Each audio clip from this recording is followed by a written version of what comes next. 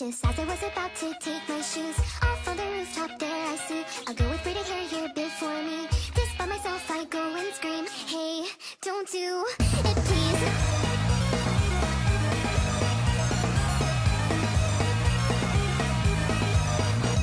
Oh, wait a minute, what did I just say? I couldn't care less either way. To be honest, I was somewhat pissed. This was an opportunity missed. The girl with braided hair told me her woes. You've probably heard it all before. I really thought that he might be the one, but then he told me he was done.